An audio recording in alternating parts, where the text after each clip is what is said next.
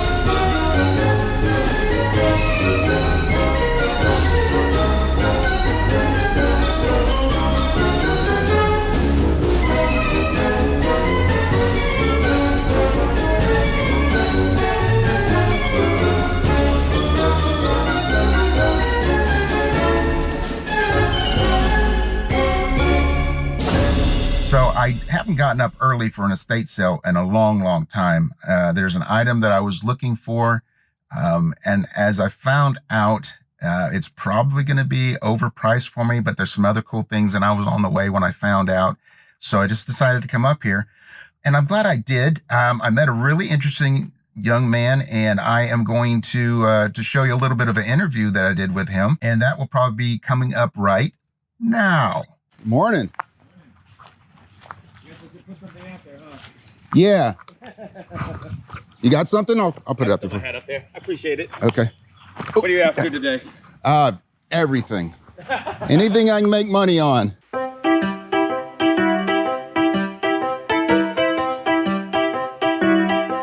What are you looking for? There's some Beatles stuff. Yeah, they got a lot of Beatles stuff. And some records. I want the Beatles Abbey Road post, or no, the... Do you mind being on YouTube? Huh? You mind being on YouTube? What? YouTube? Yeah. Oh, no, not at all. I'm Phil. Phil Lewis. Nice to meet you. I was like, do I mind being... I'm like, I think I might have been on YouTube. I don't know. Fellow or early birder. Absolutely. Absolutely. Nice. So, Yeah.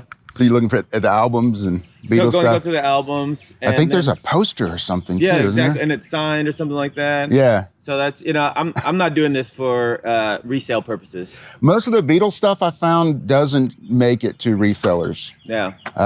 Because there's so many collectors, and so much of the Beatles stuff is up and down. Right. Yeah. No, it's more of a personal. I've got about 4,500 records already, not Nice. including 45s. Just those are the big boys, and so I just anytime I can find a sale with real old records, like a personal collection where they went through, and it's not just like, you know, some store that just goes, hey, Right.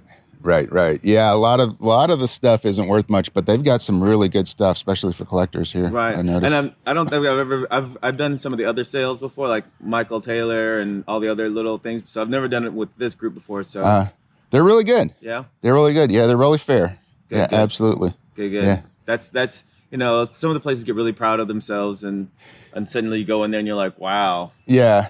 I'm paying full retail for this. Yeah. Well, they're really good when negotiating. If you don't like their prices, they discount them throughout the day and Right. and Well, stuff like I mean, that. you know, So I plan to buy, so I don't. Hopefully, I'm not gonna go like, you know, nickel and dime them for like little 25-cent pieces and stuff like that. So, you know, like I said, my goal is, like I said, and there's a lithograph, a Picasso lithograph or something like that. yes, yeah, that's pretty awesome. Yeah. Yeah. Well, there's a couple, but there's only one that I want. But other than that, Cool. so Well, good luck. Well, you got here. How early did you get up? Get over here. huh? How early did you get here? I probably showed up about 8 minutes before you got here. Oh, okay. Yeah, there's a lot of sales in town, so I figured Yeah.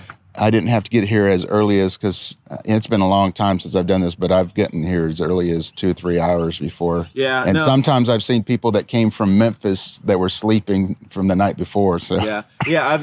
I'd say that about an hour and a half, 2 hours is the earliest I've ever. It's only if I see something specifically that I want. Other than that, you know, if especially if it's like on those massive estate sales where you go in the homes like 20,000 square feet, some ridiculous thing. Yeah. And you know that you know everything is going to be high priced. Then I would wait, because if no one's going in there going like, okay, I'm going to pay X amount for this right now. Right. So usually I'll wait, and then hopefully by the end of the first day, they're a little bit more friendly and flexible. Cool. Do you resell at all, or No, just really. You just collect? You just like going to estate sales? Yeah. Well, that's awesome. How'd you get into that? I've always been a collector of random things. I actually started with lithographs. I collected. I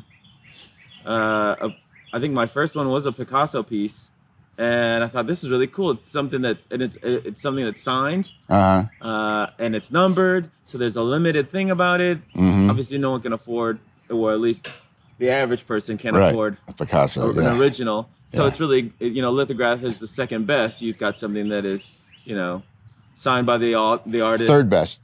Signed, personal, then signed, and then right. Yeah. So, but yeah, no, so I started with that, and then just random.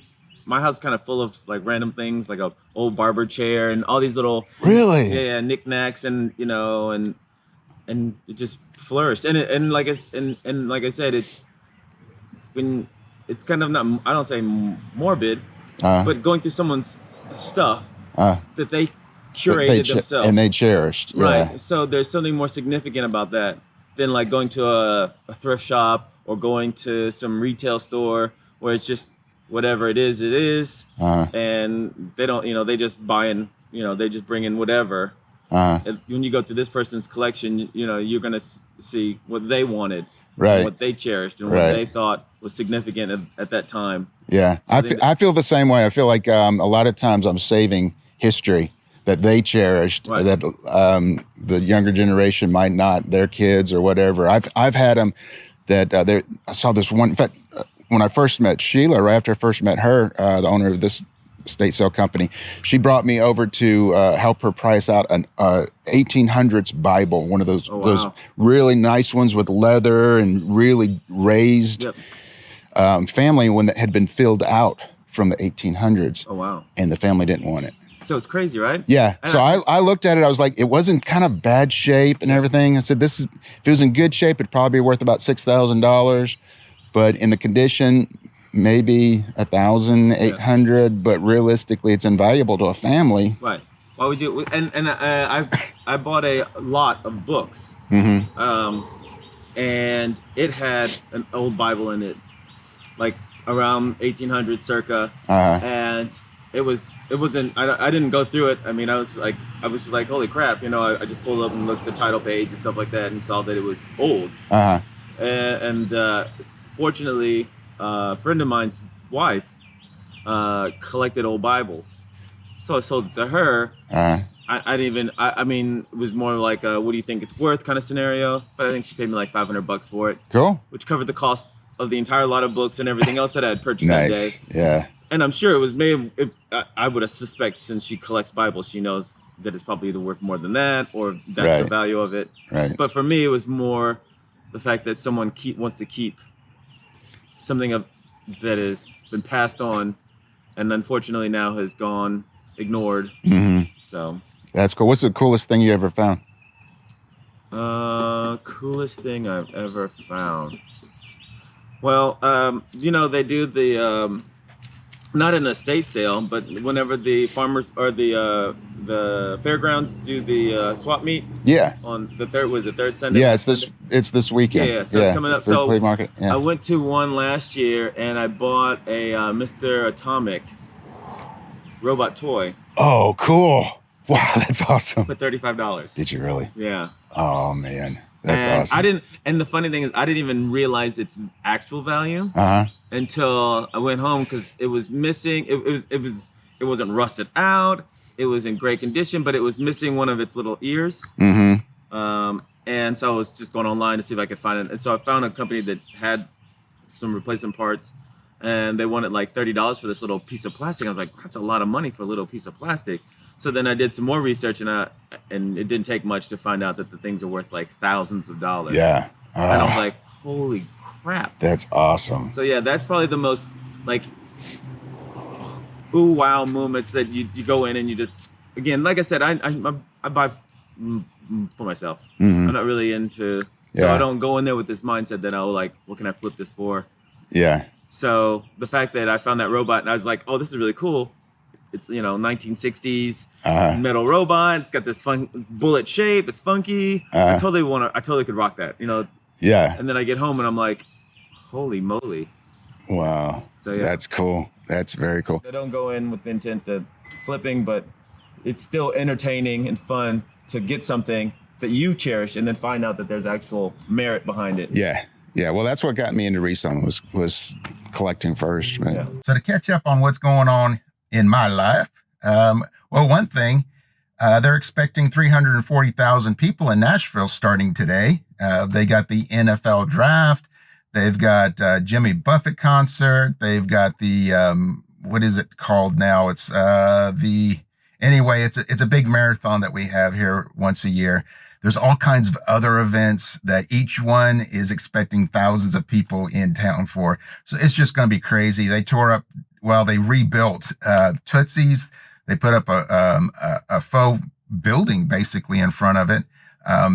They've got downtown just a mess.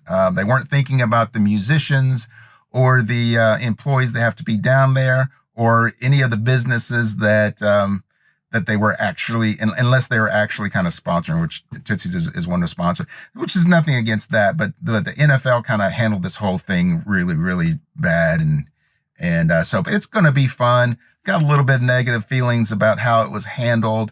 I always hate when our local government thinks that there's nothing important about Nashville until they do something. They said this is going to be the biggest event that Nashville has ever had, and I'm kind of like, you know what? Nashville has been around for a long time. They've had a lot of important things. For the NFL draft, they're not really expecting more than we have for what is it? It's the CMA festival now. It's fanfare for me. It was fanfare when I moved here, and it'll be fanfare forever. But anyway, not to be negative about it, it's still going to be a lot of fun. It's still a cool thing. It's going to be a bear for Myrna to get in and out. They're going to be checking her gig bag and things like that, which is important. They've got a lot of security out there, so that's really important. So that's what's going on with the town. I'm going to show you a little bit of video of me driving in this morning to this estate sale. It was really, really cool. So what's going on with my mom? She is doing really, really good. Thanks for asking. I did find out that there's a program here in Tennessee for the elderly, and she will qualify for that. It's called TennCare. I will put in right there not there, probably right here, where what the program is. But she will qualify for it, so we don't have to worry about the long term. That's something that's been really heavy on my mind, is what happens when she goes through all her money. So the strategy with the house was to fix it up, get the highest dollar for what we could get, and hope that lasts long enough for us to figure out, just kind of kick the can down the road. But once I figured that out, the strategy changed. No longer needing to get the highest price for the house, but to get it sold as quickly as possible and get her some money coming in. So decided not to rent it. That was not going to be an option. It never would have really even scratched the scratch of the surface of what's. Those things are just ridiculously priced. The assisted living facilities. I'm not sure why it is, but it's a market-wide thing. Not complaining about it. As you know, I am a capitalist down the heart. So if the market bears it, the market bears it. As long as they're actually providing a good service and they're really cool facility, and they're getting their money's worth. And this is a really, really great place that I've got my mom at. So that's where that's going. It's finally settling in, and now it's just a matter of the events taking place as they go. Still have to work on cars, so I've got to fit that in. I hope you liked my last video that I did for the last estate sale. That took me a lot of time to do because I was trying out a lot of new techniques, learning new updated software with a whole lot of new advances with it. So that's going to actually shorten the process of me being able to do these videos and being able to do them faster, being able to do more, and keep improving on my processes. So, oh, holding this up, my arm's getting tired. So anyway, I guess that's the eBay is going better. We are getting some sales for this time of year. It's actually not bad. It's going to be better as we list stuff and get more and more stuff on there. Action cures everything. Listing. So I guess that's about it for now. Like I said, stay tuned. I am going to be filming in here. They've got a lot of cool stuff at this estate sale. So stay tuned for that video. Thanks for joining me. If you like this video, please hit the like, share, always comment, subscribe, and hit the ringy dingy thing so you're notified every time I make a video. And as always, no matter what tune that life plays you, always find your groove. Thanks for hanging out with me.